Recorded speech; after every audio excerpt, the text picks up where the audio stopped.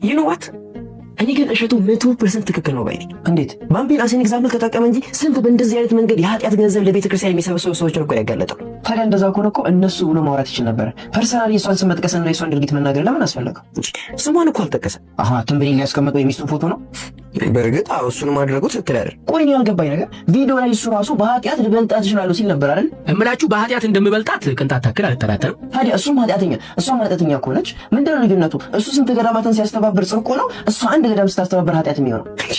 ቢያንስ እሱ እኮ ልክ እንደሷ ድክመቱን ሶሻል ሚዲያ ላይ አላሳየም።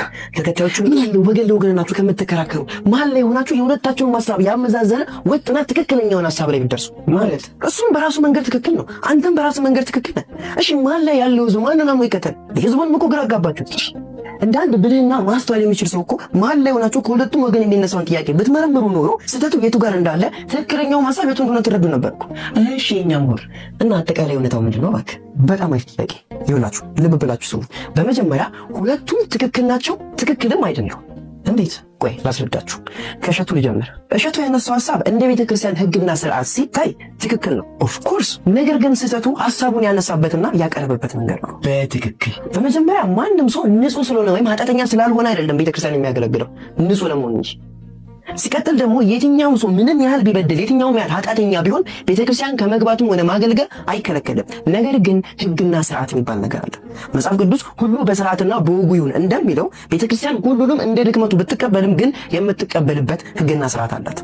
ታዲያ ከዚህ ሀሳብ አንጻር ባምቢን ጨምሮ እነዚህ ቲክቶከሮች ሲመዘኑ ትክክል አይደሉም። ስለዚህ በዚህ መንገድ እሸቱ ያነሳው ሀሳብ ትክክል ነው። ታዲያ እንደዚህ ከተረዳው ስህተቱ ምኑ ጋር? ስህተቱ ሀሳቡን አንስቶ ያቀረበበት መንገድ ነው። አንድን ትክክል ያልሆነ ድርጊት ስንናገር የአንድን ሰው ስም ፐርሰናሊ ማንሳት ወይም ድርጊቱን መናገር ክርስቲያናዊ ሆነ ሰብአዊ ስነ ምግባርን አይወክልም። ለዛ እኮ ነው አባቶቻችን ስብከተ ወንጌል ላይ እናንተ ሳይሆን እኛ ብሎ ራሳቸውን ማካተው የሚናገሩት። ወደ ባምቢ ስመጣልህ እውነቱን ለመናገር ባምቢ ትክክል ከሆነችበት ይልቅ ስህተቷ ይበዛል።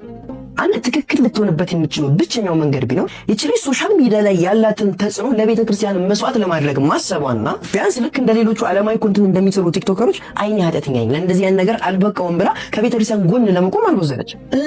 በጣም አሪፍ አሁን አግኝተዋል። ስንቶቹ ናቸው በእናትህ በእንደዚህ አይነት መንገድ ከቤተ ክርስቲያን የራቁት?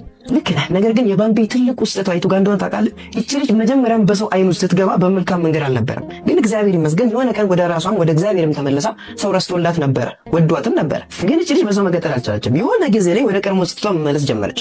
ስለዚህ ያን የሚያዝጉመጁን ለዝሙት ቀስቃሽ የሆነውን ሰውነቷን ገላልጣ ስታሳያቸው ከመንፈሳዊ ሕይወት ይልቅ ለዝሙት የተገዙ ተከታዮችን አፈራች። ድንገት ተነስታ ነጠላ ለብሳ ለገዳም ቪዲዮ ስትሰራ ምን ጠብቃ ነበረ? በርቺ ምናምን። ይቺ ልጅ እኮ ያንን ፋንሲ የሆነ ህይወት ስትኖር ከመንፈሳዊ ህይወት ተቃራኒ የሆነ ቪዲዮ ስትፖስት እንጂ ስትዘምረው እኮ አይደለም ያውቃት።